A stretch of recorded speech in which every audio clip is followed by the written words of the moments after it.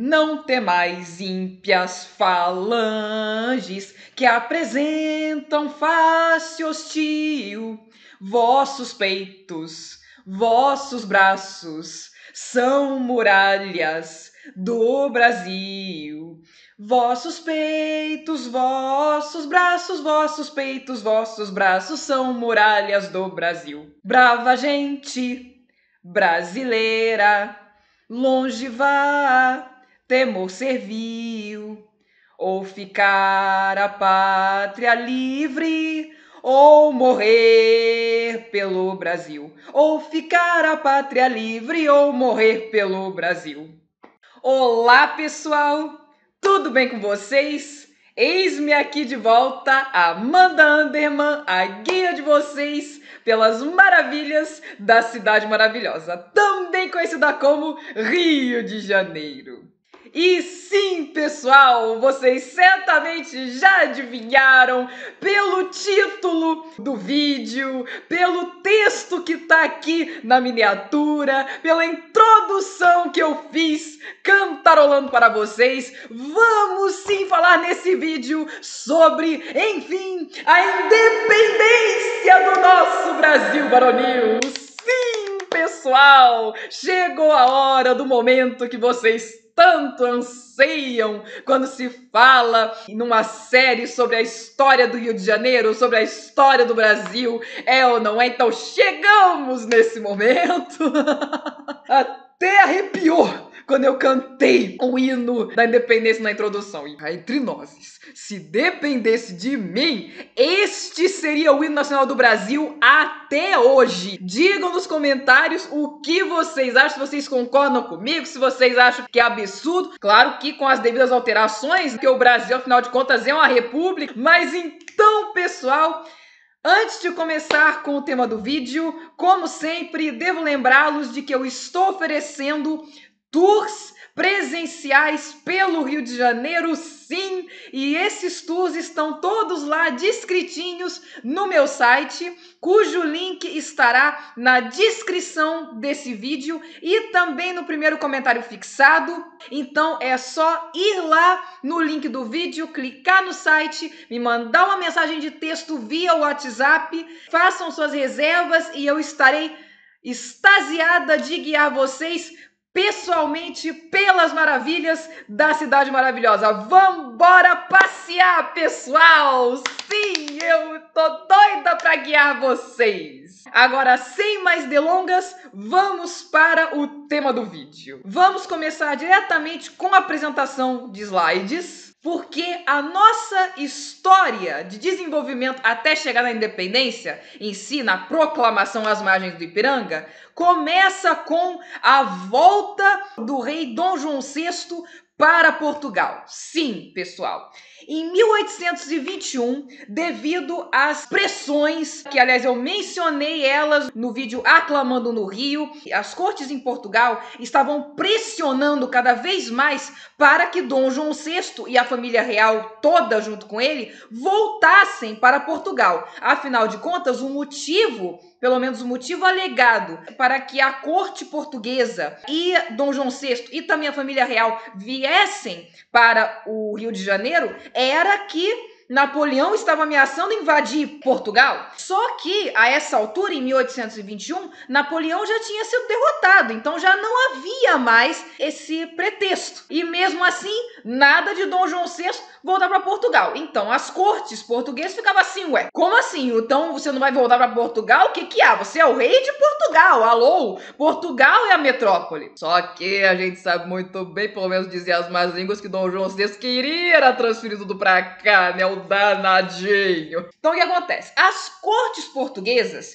fizeram uma revolução chamada Revolução do Porto, na qual elas redigiram um comunicado, um ultimato, basicamente, a Dom João VI, que continha as seguintes exigências: o pronto retorno de Dom João VI da família real portuguesa para Portugal, a formação de uma monarquia constitucional E, além disso, basicamente, essa última parte foi a mais problemática de todas, a retomada da colonização do Brasil e garantia do predomínio de Portugal sobre o comércio brasileiro.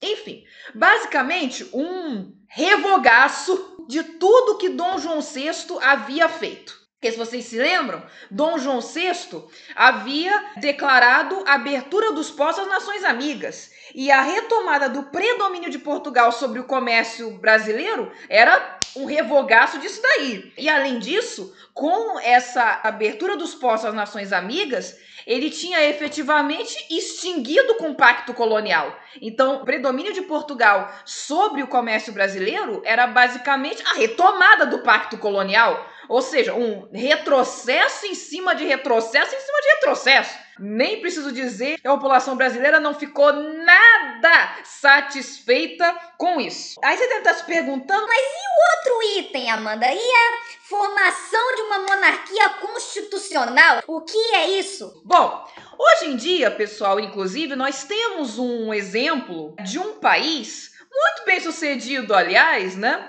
Que tem até hoje uma monarquia constitucional. Se chama Grã-Bretanha, ou também conhecido como Inglaterra, sabe? Aquele negócio que a rainha ou o rei reina, mas não governa, que na verdade é uma interpretação completamente rasa do que é uma monarquia constitucional, porque existe um sistema de freios e contrapesos ali, só que se dá entre o parlamento e o monarca. Então, assim, é um trabalho em conjunto do parlamento com o monarca. O monarca tem poder, sim, mas não tem poder absoluto, como era no antigo regime e aquela coisa toda. Então, o monarca inglês, ele não pode fazer o que ele bem entende. E o parlamento também não pode dar na telha e fazer o que bem entende. É uma parceria. É isso que queriam as cortes em Portugal. Então, nessa parte, pode-se dizer até assim que acertaram. Não era uma decisão assim tão absurda. Haja visto Inglaterra. Mas, finalmente, Dom João VI cedeu e voltou com a sua família. Quer dizer, não toda ela. O danadinho, espertinho ele, sempre digo, de burro não tinha nada. O Dom João VI voltou com sua família, mas deixou aqui seu filho, Dom Pedro I. Isso mesmo! Como príncipe regente, juntamente com sua esposa, Dona Leopoldina. Sim, pessoal. E as cortes em Portugal não aceitaram, não. É tipo aquela música My Way or the Highway. Aliás, nem tinha the Highway, é My Way or My Way. Do meu jeito e pronto. Aí elas responderam com envio de mais tropas portuguesas para o Brasil, decretação da transferência das instituições governamentais que estavam aqui no Rio de Janeiro para Lisboa e também a exigência do retorno imediato do príncipe regente. Não estavam para brincadeira. Tipo assim. E aqui tem uma imagem da Revolução do Porto para que vocês vejam aí. E este aqui é ninguém menos que Dom Pedro I. Me desculpem, na minha empolgação eu me esqueci de ir passando os slides. Independência, vocês sabem, cantar o hino, principalmente da independência, faz isso com a gente. O coração chega assim, ai, bate, quase sai, quase pula pra fora do peito. É ou não é, pessoal? E agora sim estamos onde eu queria. Dom Pedro I, que não era bobo nem nada, respondeu as cortes portuguesas com o Dia do Fico, que foi no dia 9 de janeiro de 1822, quando ele chegou na sacada do Paço Imperial, ou melhor, do Paço Real, nessa época ainda não era imperial, futuro Paço Imperial, e disse o seguinte: se é para o bem de todos e felicidade geral da nação, estou pronto. Diga ao povo que eu fico. Oh, meu Deus!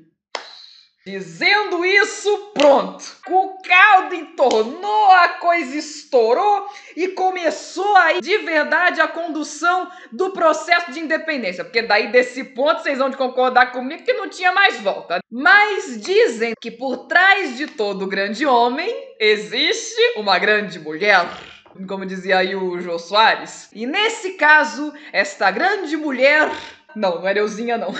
Era a Dona Leopoldina. Lembram-se dela, que eu já mencionei também no vídeo sobre a missão austríaca. Mas além de Dona Leopoldina, havia um outro grande homem por trás de Dom Pedro I, também conhecido como o Patriarca da Independência. Adivinham quem era?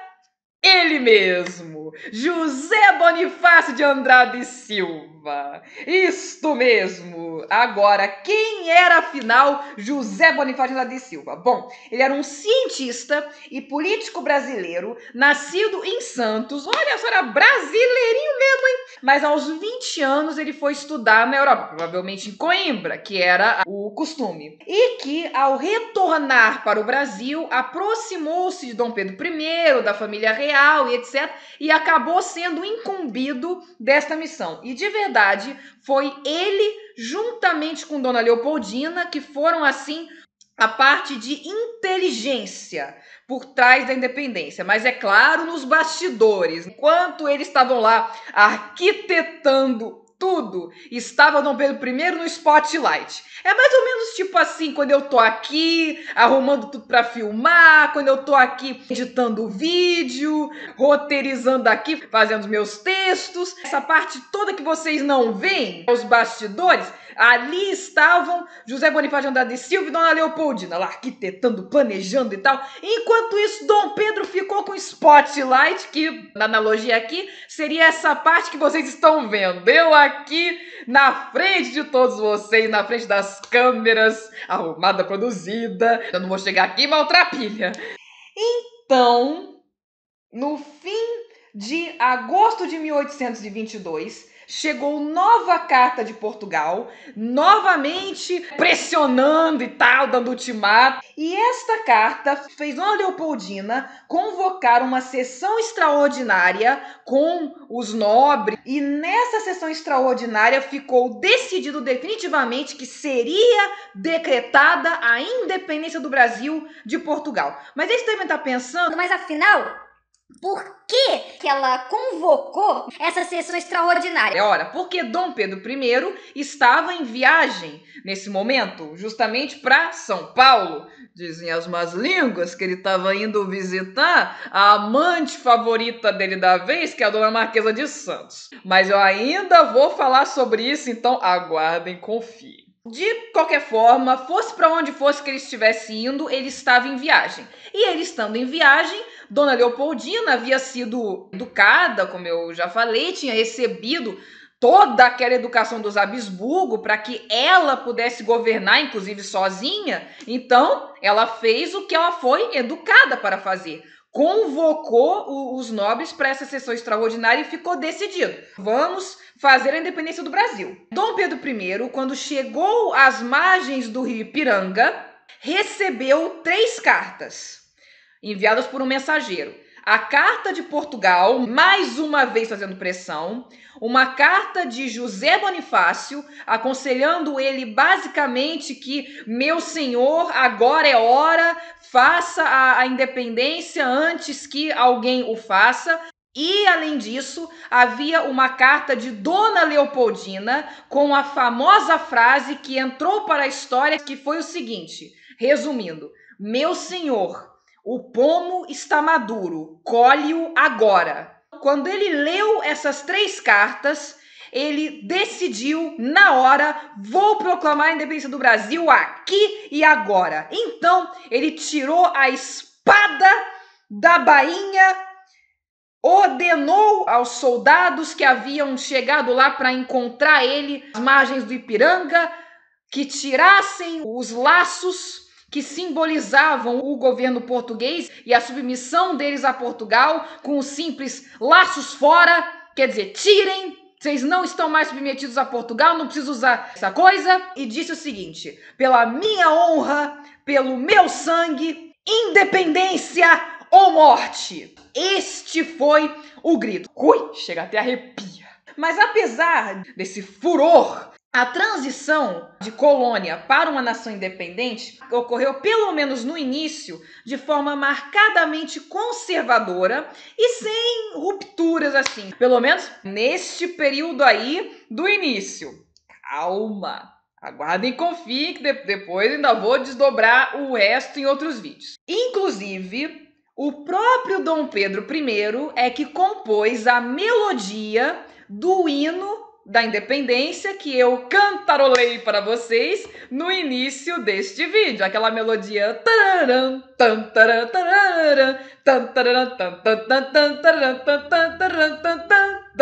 Foi ele mesmo que compôs, olha só. Já a letra foi de Evaristo da Veiga.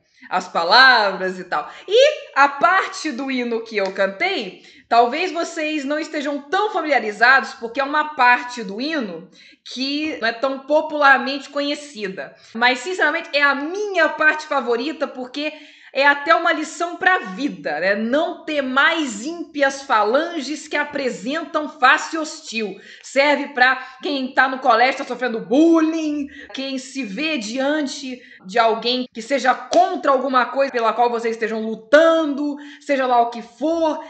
E também hoje em dia na internet, né, os haters, os trolls, aqueles que só querem azucrinar a paciência. Parece até que o Evaristo da Veiga, que compôs isso, já sabia quantas pessoas no futuro iriam precisar desse discurso motivacional até para a vida. Se fosse hoje, ele poderia ser um coach. Outra coisa que eu gostaria de destrinchar também neste vídeo é por que, afinal, o Brasil ficou independente e se tornou uma monarquia? Por que não uma república? Simplesmente não desce ainda para muita gente, porque muita gente não entende, até porque nós somos, eu também, nós somos ensinados muitas vezes erradamente que foi uma coisa assim errada de se fazer. O certo era se tornar uma república. Nada a ver. E também, mais ainda, colocam como se fosse errado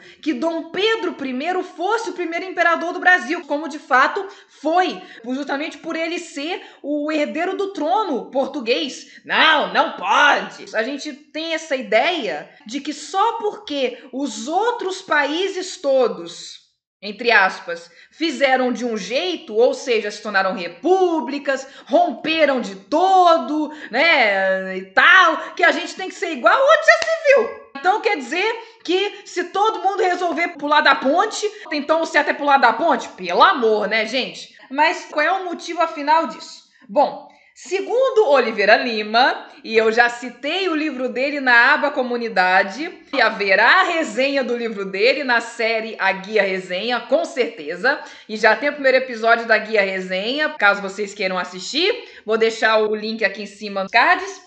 Mas segundo ele, a independência se consumou como uma espécie de divórcio entre as cortes de Portugal e a família real. Aí você tá se perguntando... Tá, então só nobreza. Deixaram de lado o povo. Nada disso. Se tivessem deixado de lado o povo, Dom Pedro I não teria o apoio do povo brasileiro, que ele de fato tinha. Isso é uma coisa que tentam apagar da história do Brasil, que não tem sentido fazer. Tanto Dom João VI como Dom Pedro I, ambos tinham o apoio massivo do povo brasileiro. E Dona Leopoldina também. E foi por isso que eles conseguiram, não se enganem. E por que Dom Pedro I tinha o apoio do povo brasileiro? Simples, porque da mesma forma que ele era contra as exigências de Portugal, e Dom João VI também, o povo brasileiro também era contra. Ele espelhou o que todo o povo brasileiro sentia. Ora bolas, por que não ser ele? Essa é a pergunta. Basicamente, o que ocorreu na nossa independência foi uma monarquia, sim, com o primeiro imperador sendo o príncipe herdeiro de Portugal, sim, mas com o povo brasileiro apoiando. O povo brasileiro, pelo menos a maioria, queria isso. E claro, né, existiam setores da população brasileira também e partes do Brasil, inclusive, que não queriam a independência, que queriam que o Brasil voltasse a ser colônia. Mas isso aí é tema futuro. Então, dou por encerrado este vídeo sobre a independência do nosso Brasil varonil. E se vocês gostaram do vídeo, deixem seu like, se inscrevam no canal e, mais importante de tudo, compartilhem esse vídeo com a maior quantidade de pessoas possível e imaginável, para que a maior quantidade de pessoas possível e imaginável saiba das maravilhas da cidade maravilhosa. E, como de costume nesse canal, vejo vocês no próximo vídeo. Tchau!